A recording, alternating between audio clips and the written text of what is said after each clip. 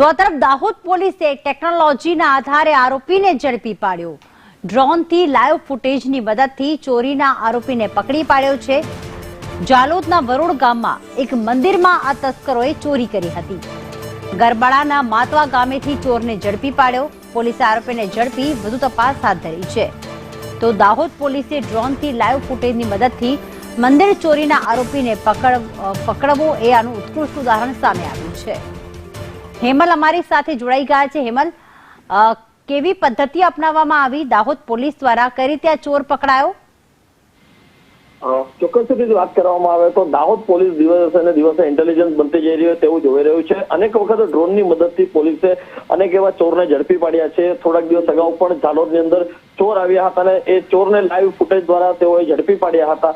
ત્યારે વધુ એક વખત દાહોદ પોલીસ દ્વારા ડ્રોનની મદદથી એક વધુ એક આરોપી ઝડપી પાડવામાં આવે છે। વાત કરવામાં આવે દાહોદની તો દાહોદ જિલ્લાની અંદર જે ઝાલોદ તાલુકાનું વરોડ ગામ છે, વરોડ ગામની અંદર થોડાક સમય અગાઉ મંદિરની અંદર ચોરી થઈ હતી। તેનો આરોપી જે છે તે દાહોદ પોલીસે ગરબાડાના માતવા ગામેથી ડ્રોનની મદદથી તેને ઝડપી પાડ્યો છે।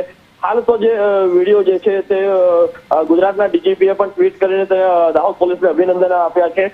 અને મહત્વની વસ્તુ એ છે કે દિવસે ને દિવસે દાહોદ ડ્રોનની મદદથી જે આરોપીને પકડી રહી છે તેને લઈને લોકોમાં પણ સાવચેતી ઊભી થઈ રહી છે। અને ખાસ કરીને જે હાઈવે રોબરીની જે વાતો હતી, જે હાઈવે રોબરી થતી હતી તેને લઈને પણ દાહોદ પોલીસને આની અંદર બહુ મોટી સફળતા પ્રાપ્ત થઈ રહી છે। બિલકુલ હેમલ, ખાસ એ પણ જાણીશું કે જે રીતે પોલીસ હવે સ્માર્ટ રીતે ચોરને પકડી રહી છે, તો શું કોઈ અન્ય જે આઈટી એક્સપર્ટની મદદ લેવામાં આવે છે કે પોલીસ પોતે જ ડ્રોન ઓપરેટ કરી અને આ ચોરને પકડી રહી છે અને તેનું લોકેશન ટ્રેસ કરી રહી છે?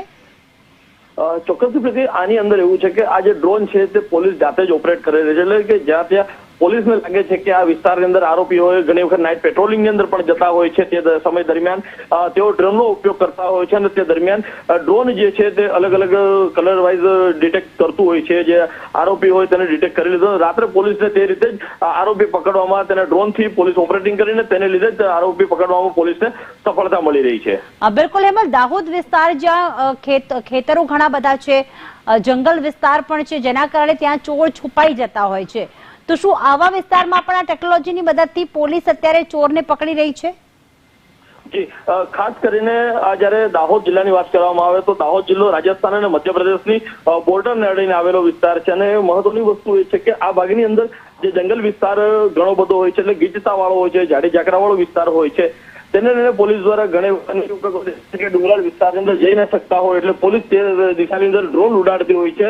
અને તે ડ્રોન ઉડાડતીને જે સમયગાળા દરમિયાન ત્યાં બાજુ જે ડિટેક્ટ થતું હોય છે તેની અંદરથી પોલીસ આરોપીને તે જ દિશાની અંદર જે પોલીસના કર્મીઓ છે તે આજુબાજુ કોર્ડન કરી લેતા હોય છે અને તેથી તેને ડ્રોનની મદદથી આરોપીને પકડવામાં સહાયતા મળી રહી છે। જી બિલકુલ, રાજદીપસિંહ ઝાલા જે દાહોદના એસપી છે તે પણ અમારી સાથે અત્યારે જોડાઈ ગયા છે ફોન લાઈન પર।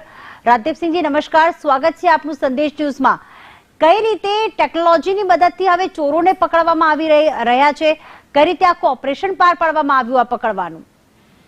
જી, દાહોદ જિલ્લામાં છેલ્લા 1 વર્ષથી રાજ્ય સરકારના સૂચનાથી ડ્રોનનો પાયલોટ પ્રોજેક્ટ ચાલી રહ્યો છે।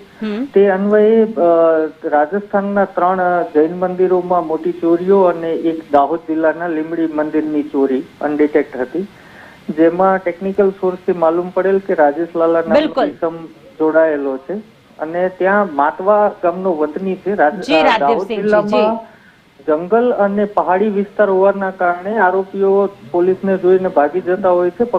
બિલકુલ રાજદીપસિંહજી, જી આભાર, આપ સંદેશ ન્યૂઝ સાથે જોડાયા। અને હવે